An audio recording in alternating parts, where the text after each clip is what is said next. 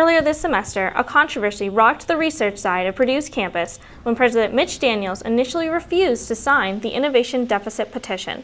Despite the hundreds of other universities putting their names on the letter to request more money from the government for research, Purdue was left out, and faculty members were less than pleased.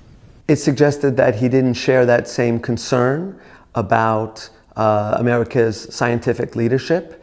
It suggested that he didn't realize the importance of federal support for the research that goes on at Purdue University, and that he didn't understand the effect that it would have on the research opportunities for our students here. A number of us professors in the university were disappointed that he hadn't signed, and we wrote accordingly in various ways. Innovation is a huge part of what it means to be at Purdue, from our nanotech labs to entrepreneurial centers. And these federal cuts won't just affect faculty and researchers, but students as well. Given this, many wondered why President Daniels wouldn't sign.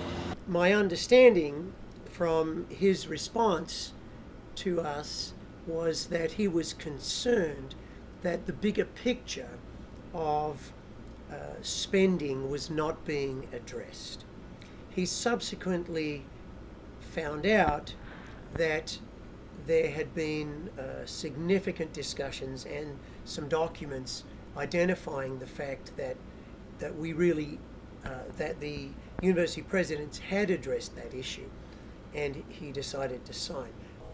President Daniels isn't the only one worried about spending. This drop in federal dollars for research comes from the recent sequester, which calls for more discretionary spending. However, while the country is trying to save money, there could be serious consequences. The Congressional Budget Office estimated that due to the sequester, our growth this year is going to be cut from about 2% to about 1.4%. Okay, so it's a big hit. We're talking about 750,000 jobs, give or take, that will be affected through the sequester. Ultimately, President Daniels did sign, along with the countless other university and college presidents across the United States. While there will be no direct response from the government, many are hopeful this petition will encourage Congress to place more funding into science and research. Well, I think the optimal would be to stop the sequestration, to get a reasonable budget infrastructure, and ideally even give back some of the money that's been withheld this year.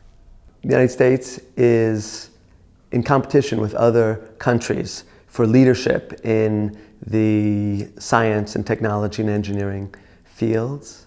And so in order to maintain that leadership, which is really the economic engine for the United States, we have to have an investment in innovation. And a large part of that investment actually comes from the federal government. As we start to reduce our investment in higher education, in research and development, we will start to slide down. And once you go down, it's a slippery slope. And we are now already 12th in the world in terms of college degrees. Well, that's not good. So we have to pay attention to these things. College presidents across the nation hope that this petition will bring more federal dollars back to science and research. Reporting for Fast Track, I'm Lauren Westberg.